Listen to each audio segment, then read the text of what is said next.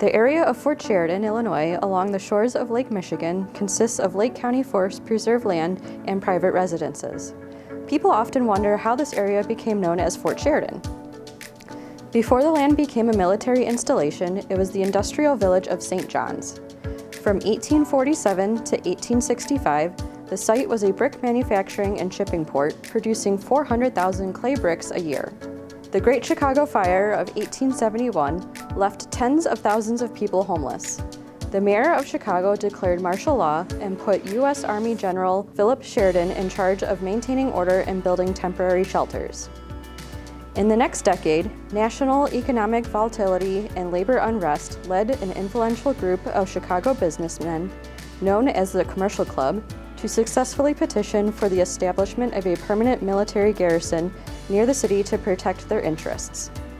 Among the club's members were industrialist George Pullman, businessman Marshall Field, and U.S. Army General Philip H. Sheridan. A 632-acre site was selected in Highwood. In November of 1887, the 1st Regiment of 84 men arrived at Camp at Highwood. In 1888, the post was renamed Fort Sheridan to honor General Sheridan's service to Chicago. He was the first living general to have a post named in his honor. Initial construction began in 1889, lasting through 1895. Architecture firm Holabird and Roche was selected to design and build 64 buildings.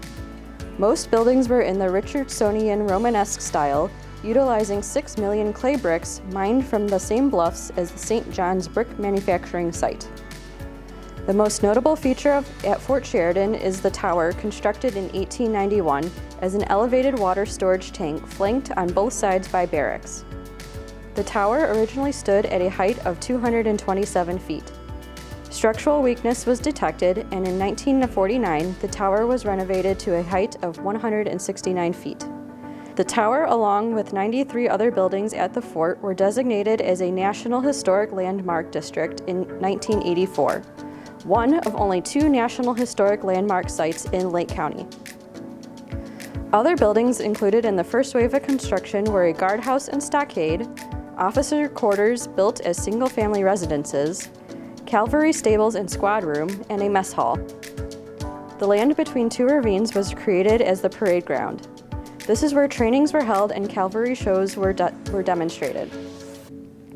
In 1894, President Cleveland ordered troops from Fort Sheridan to Chicago to establish law and order during the Pullman strike, which was impacting railway traffic nationwide. This was the only test of the fort's original mission to keep the peace. In 1917, Fort Sheridan officially became an officers' training camp and eventually a civilian military training camp to prepare men for future wars. The natural landscape of bluffs and ravines were utilized in trainings to simulate the terrain men might encounter during war. In 1918, the Lovell General Hospital was built to treat soldiers returning from the battlefields of World War I. There were 60,000 patients, both military and civilian, treated here during the Great Flu epidemic of 1918. The fort continued to be a place of military trainings until 1993, when the Base Realignment and Closure Commission officially closed the fort. The buildings were renovated as private residences, and 250 acres were deeded to the Lake County Forest Preserves. For a more in-depth history of Fort Sheridan, please check out our Lake County History blog and visit the Dunn Museum and its various public educational programs.